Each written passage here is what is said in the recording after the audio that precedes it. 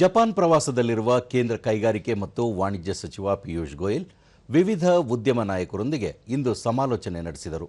ಜಪಾನ್ನ ಪ್ರಮುಖ ವ್ಯಾಪಾರ ಸಂಸ್ಥೆ ಮಾರುಬೇನಿ ಕಾರ್ಪೊರೇಷನ್ ಅಧ್ಯಕ್ಷ ಹಾಗೂ ಮುಖ್ಯ ಕಾರ್ಯನಿರ್ವಹಣಾಧಿಕಾರಿ ಮಸಯುಕಿ ಒಮೊಟೊ ಅವರೊಂದಿಗೆ ಬಂಡವಾಳ ಹೆಚ್ಚಳ ಕುರಿತು ಚರ್ಚಿಸಲಾಗಿದೆ.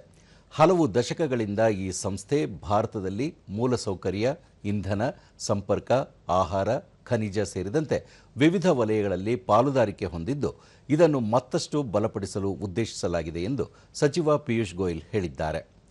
ಮಿತ್ಸುಯಿನ್ ಸಂಸ್ಥೆ ನಿರ್ದೇಶಕ ತತ್ಸುವೋ ಯಸುನಾಗ, ಟೊರಾಯ್ ಇಂಡಸ್ಟ್ರೀಸ್ ಸಂಸ್ಥೆಯ ಅಧ್ಯಕ್ಷ ಮತ್ತು ಸಿಇಒ ಮಿತ್ಸುವೋ ಓಹ್ಯ, ಐಎಚ್ಒಐ ಸಂಸ್ಥೆಯ ಅಧ್ಯಕ್ಷ ಹಿರೋಶಿ ಇದೆ, ಕವಾಸಕಿ ಹೆವಿ ಇಂಡಸ್ಟ್ರೀಸ್ ಅಧ್ಯಕ್ಷ ಯಸುಹಿಕೋ ಹಶಿಮೋಟೊ ಸೇರಿದಂತೆ ವಿವಿಧ ಉದ್ಯಮಿಗಳೊಂದಿಗೆ ತಂತ್ರಜ್ಞಾನ ಪಾಲುದಾರಿಕೆ ಮತ್ತು ಉತ್ಪಾದನೆ ವಿಸ್ತರಣೆ ಕುರಿತಂತೆ ಚರ್ಚೆ ನಡೆಸಲಾಗಿದೆ ಎಂದು ಸಚಿವರು ತಿಳಿಸಿದ್ದಾರೆ.